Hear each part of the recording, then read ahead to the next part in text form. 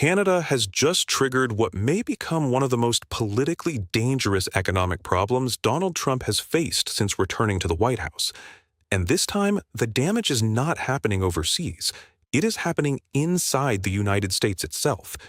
Across cities like Buffalo, Detroit, Niagara Falls, and dozens of smaller border communities stretching from New York to Washington state, businesses that spent decades depending on Canadian visitors are suddenly watching customers disappear at alarming speed.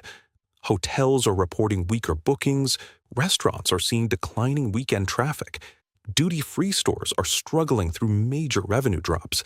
Outlet malls that once relied heavily on Canadian shoppers now look noticeably quieter than they did just a few years ago. And according to multiple economic reports released throughout 2025 and early 2026, the decline is no longer behaving like a temporary political reaction. It is starting to look permanent. That is the part now worrying economists, political strategists, and local officials across the northern United States. Because temporary downturns can usually be survived, structural economic shifts are much harder to reverse. And what makes this story especially dangerous politically is that there was never some dramatic official declaration of economic war from Ottawa. Canada did not suddenly announce massive sanctions against Washington. There was no emergency trade blockade, no financial retaliation package, no dramatic television moment where the Canadian government formally declared an economic offensive against the United States. Instead, millions of ordinary Canadians simply changed their behavior. And ironically, that grassroots consumer reaction may now be causing more long-term damage to parts of the American economy than many formal government retaliation measures ever could. Since Donald Trump returned to office in January 2025, tensions between Washington and Ottawa have steadily intensified. Tariff threats, trade disputes, aggressive political rhetoric, public comments that many Canadians viewed as openly hostile toward their country. And according to Canadian political analysts, something unusual happened afterward. Canadian frustration toward the United States stopped being merely political. It started becoming economic. That distinction matters enormously, because political anger fades quickly. Consumer habit changes do not. RBC Economics confirmed that Canadian travel into the United States weakened significantly throughout 2025. Land border crossings experienced some of the steepest declines, and those crossings are far more economically important than many Americans realize. For decades, millions of Canadians routinely crossed into the United States for shopping, tourism, sports events, entertainment, restaurants, casinos, and weekend travel. Entire local economies across northern American states quietly evolved around predictable Canadian spending. Many businesses eventually treated Canadian traffic as permanent. That assumption is now collapsing, and the consequences are spreading rapidly throughout border communities. Business owners throughout northern states are increasingly describing the same pattern. Weekends that once brought heavy traffic now feel unusually quiet. Parking lots remain partially empty, hotel occupancy rates are weaker. Retailers report seeing fewer Canadian license plates than at almost any point in recent memory. Restaurants near border regions are cutting operating hours because customer demand no longer justifies previous staffing levels. And because this trend has now continued month after month, anxiety among local business leaders is beginning to intensify. That consistency is what truly alarms economists. Temporary political boycotts usually lose momentum. Consumer anger normally fades over time. People eventually return to old routines. But according to recent Canadian tourism and economic data, that is not what appears to be happening here. Canadians are not simply expressing frustration emotionally. They are actively rebuilding consumer habits around alternatives to the United States itself. That changes the long-term implications of this story completely. Because once consumers successfully adapt to alternatives, those alternatives often become permanent. Canadians who once traveled regularly to Florida are increasingly vacationing in Mexico, Europe, or domestic Canadian tourism destinations instead. Consumers who once crossed the border every weekend for shopping are now spending that money locally. Canadian businesses previously dependent on American suppliers are increasingly exploring partnerships in Europe and Asia. And perhaps most importantly, many Canadians now increasingly view reducing dependence on the United States as a patriotic long-term strategy rather than a temporary political protest. That may ultimately become the most important development in this entire story. For generations, the relationship between the United States and Canada was viewed as one of the strongest and most stable economic partnerships anywhere in the world. The world's longest undefended border, massive integrated supply chains, shared industries, shared infrastructure, shared military cooperation, shared culture, shared economic growth, millions of families connected across both countries. The assumption was always that political disagreements might occasionally emerge, but the underlying relationship itself would remain untouchable. Trump's second term may have shattered that assumption completely. Because what is now beginning to deteriorate is not simply trade cooperation, it is trust itself. And trust is one of the most important economic assets any country possesses. Once consumers begin questioning whether another country remains politically stable, reliable, predictable, or welcoming, behavior slowly begins changing. Tourists reconsider destinations. Businesses reconsider suppliers. Investors reconsider exposure. Governments reconsider long-term dependence. At first, those changes appear small. Then, suddenly, they become structural. That process now appears to be unfolding across North America, and the White House may have badly underestimated how quickly those shifts could accelerate once public sentiment inside Canada started changing. The administration appears to have believed Canada would eventually absorb the pressure and return to previous economic behavior. But instead, Canada appears to be adapting faster than many analysts initially predicted. And ironically, the communities suffering most from that adaptation are increasingly located inside the United States itself. Michigan is rapidly emerging as perhaps the clearest political warning sign for Republicans heading into the 2026 midterm elections. The Detroit-Windsor corridor represents one of the most deeply integrated economic regions anywhere on Earth. Automotive manufacturing, transportation logistics, industrial supply chains, tourism, cross-border labor movement. Billions of dollars flow through that relationship every year. When Canadian economic activity weakens, the effects spread rapidly throughout Michigan communities. That is exactly why Democratic strategists are already focusing heavily on Trump's deteriorating relationship with Canada as a major political vulnerability. The messaging is politically simple. Trump escalated tensions with America's closest ally. Canadian consumers responded economically. American businesses suffered. Republican-held districts absorbed the damage, and politically, simple arguments are often the most effective arguments. Because voters do not need to understand international trade mechanics to understand visible economic decline. They understand struggling businesses downtown. They understand layoffs. They understand weak tourism seasons. They understand empty restaurants and declining customer traffic. And during election cycles, voters often blame whoever currently holds power when economic pain becomes personally visible in their own communities. That is what makes this issue potentially so dangerous for Republicans politically, especially because many Republican officials in border regions now appear trapped between two impossible choices. If they criticize Trump openly, they risk backlash from Republican primary voters loyal to the president. But if they aggressively defend the administration's Canada strategy, they risk alienating local businesses already experiencing economic pressure. That creates political paralysis, and political paralysis rarely survives prolonged economic stress. The deeper danger for Republicans is that this story connects foreign policy directly to everyday economic pain. Most geopolitical disputes feel distant to ordinary voters. This one does not. Voters in border communities can physically see the consequences. They can see weaker business traffic. They can see declining tourism. They can see fewer Canadian shoppers. They can see quieter downtown areas. And when voters personally experience economic deterioration, political messaging becomes much more powerful.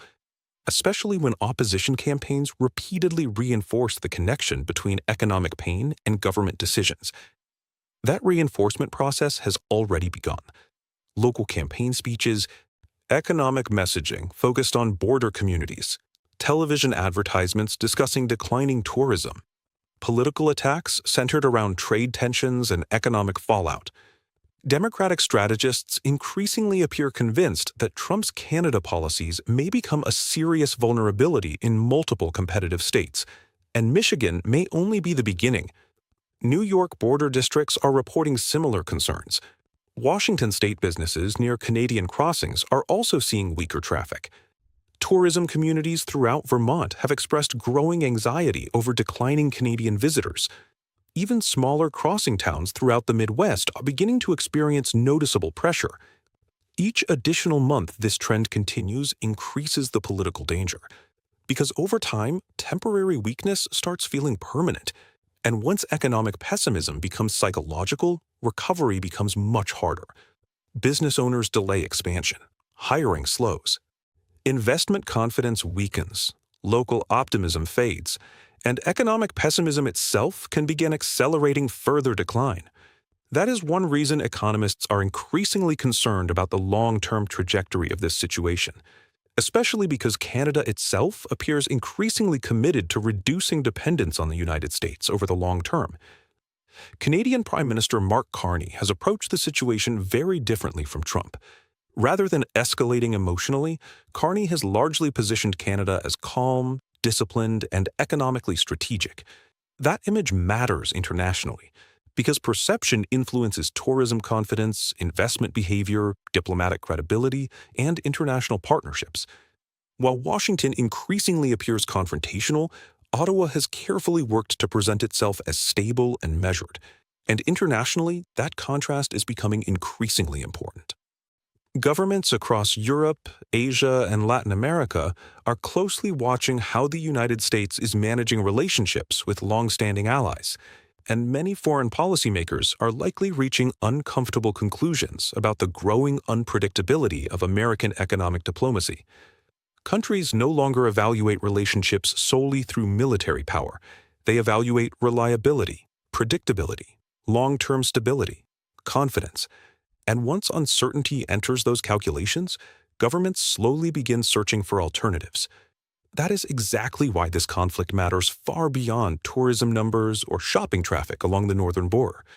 What is unfolding between the United States and Canada may ultimately become part of a much larger global trend, a slow restructuring of economic relationships away from dependence on Washington.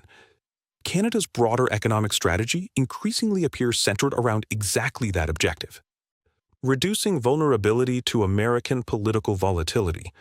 According to multiple economic indicators, that strategy may already be producing measurable results. Domestic tourism spending inside Canada has increased. International travelers are increasingly selecting Canadian destinations over American ones. Canadian consumers are supporting local industries more aggressively. Some Canadian businesses are accelerating diversification toward European and Asian trade relationships. And while none of this means Canada is escaping economic pain entirely, the broader strategic direction is becoming increasingly clear. Canada appears willing to absorb short-term pressure in exchange for greater long-term economic independence from the United States. That should deeply concern policymakers inside Washington, because once allied nations begin reorganizing economic behavior around reduced American dependence, the geopolitical consequences can become enormous over time. And countries around the world are studying this dispute very carefully. European governments concerned about trade stability, Asian manufacturing economies worried about geopolitical fragmentation, Latin American exporters seeking more predictable partnerships, Middle Eastern investment groups evaluating long-term economic exposure.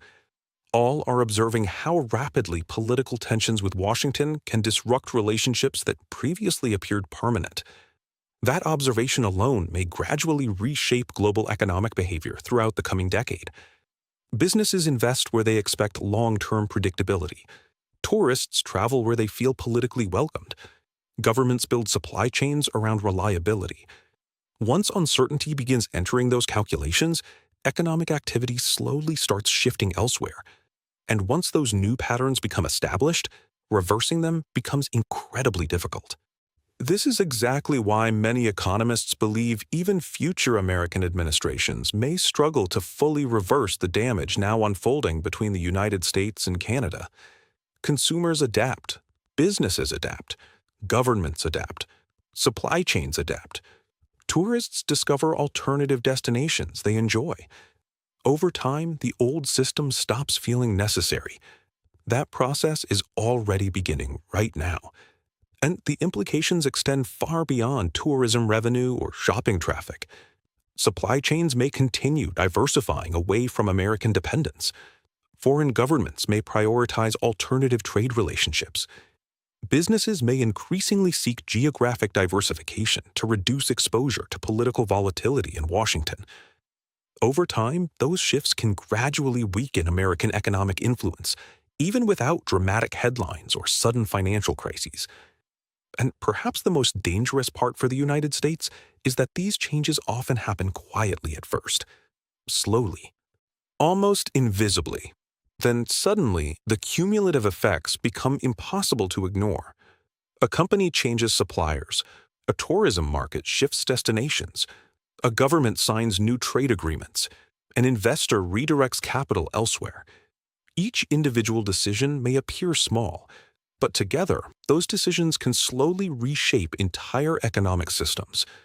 That is why historians often describe major geopolitical transitions as gradual, until suddenly they are not.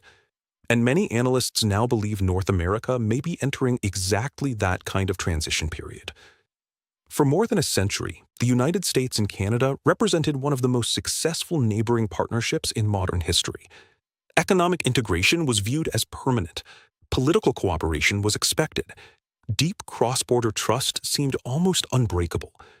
Now, for the first time in decades, many Canadians openly question whether deep dependence on the United States remains safe for their future. That psychological shift alone is historically significant, because once neighboring populations begin thinking that way, relationships fundamentally change. Even if future governments eventually attempt reconciliation, rebuilding consumer trust could require many years, perhaps even generations, because trust is not rebuilt through speeches alone. It is rebuilt slowly through stability, predictability, and consistent behavior over time. And once trust fractures, consumers and governments become much more cautious moving forward. That is the hidden danger of economic confrontation between close allies. Political headlines eventually disappear. Election cycles eventually end. But structural economic changes can outlast the politicians who originally caused them.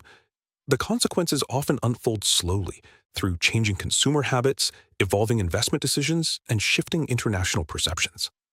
By the time governments fully recognize the scale of the transformation, the old system may already be impossible to completely restore. And there is another layer to this story that may become even more politically dangerous for Republicans heading into 2026, because the economic consequences are not occurring in random parts of the country. They are increasingly concentrated in politically competitive regions: Michigan, New York border districts, parts of Washington state, communities throughout Vermont, areas where even small shifts in voter frustration can dramatically affect election outcomes. That reality is what makes this issue potentially so explosive politically. The Trump administration may still believe aggressive economic rhetoric toward Canada energizes its political base nationally, but local economic pain can sometimes overpower national political messaging, especially when voters begin directly connecting foreign policy decisions to struggles inside their own communities. And that connection is becoming easier to make every month this trend continues. Business owners are speaking publicly. Tourism operators are sounding alarms. Local officials are expressing concern. Economic reports continue showing weakness in cross-border activity. The story is no longer theoretical. It is becoming visible. And visible economic decline is politically toxic during election cycles, especially when opposition campaigns have a simple narrative voters can emotionally understand. Trump escalated tensions, Canada responded economically, American communities suffered. That is the kind of political framing that can become extremely powerful if economic conditions continue deteriorating, especially because many voters are already dealing with inflation concerns, affordability pressures, housing costs, and broader economic anxiety. Adding visible weakness in border economies only increases that frustration further.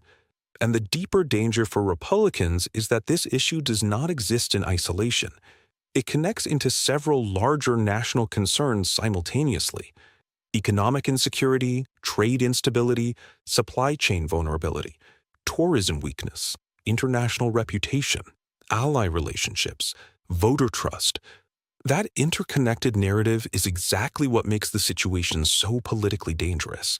Because once voters start viewing multiple problems as connected symptoms of the same leadership approach, political pressure can accelerate very quickly. And Democrats increasingly appear determined to frame Trump's Canada policies exactly that way, not as isolated diplomatic disputes, but as evidence of broader economic instability and deteriorating international relationships. That narrative may become even more powerful if economic conditions continue weakening throughout 2026. And perhaps the most fascinating part of this entire story is how quietly it unfolded. There was no dramatic collapse, no sudden financial panic, no major emergency announcement. Instead, millions of ordinary consumer decisions slowly began reshaping the economic relationship between two countries that once believed their partnership was permanent. That is how many major geopolitical changes actually occur, quietly at first, then all at once. A shopper chooses a different destination. A tourist books a different vacation. A business signs with a different supplier. A government invests in alternative partnerships.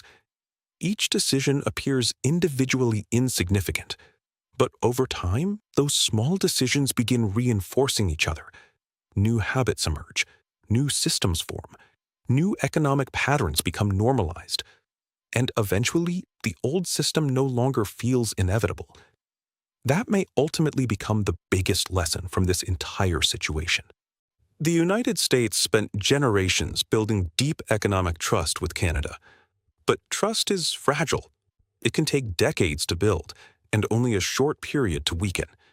And once neighboring populations begin psychologically preparing for a future less dependent on one another, reversing that process becomes extraordinarily difficult. The White House still appears committed to maintaining an aggressive posture toward Canada. But if current economic trends continue worsening inside politically competitive states, the political calculation behind that strategy may soon become much more dangerous. Because ultimately, voters care less about geopolitical rhetoric and more about whether their local communities are economically thriving or economically struggling. And right now, many northern communities are beginning to feel the consequences personally. The 2026 midterm elections may ultimately become the first major political test of whether American voters support this new era of economic confrontation with close allies. If current trends continue, Republicans could face mounting pressure across multiple competitive states where local economies remain deeply tied to Canadian activity. And if voters increasingly connect their economic frustrations directly to Washington's foreign policy decisions, the political consequences could become extremely serious. What began as diplomatic tension between neighboring governments is now evolving into something much larger: a consumer-driven economic realignment, a restructuring of North American behavior, a long-term geopolitical shift with consequences that may extend far beyond one election cycle. And based on everything now unfolding across the US-Canada border, the aftershocks from this conflict may only be beginning. Thank you for watching USA News Now. I'm Daniel Mercer. If you enjoyed this analysis on global politics, economic shifts, and the stories quietly reshaping America's future, make sure to subscribe and turn on notifications so you never miss our latest coverage.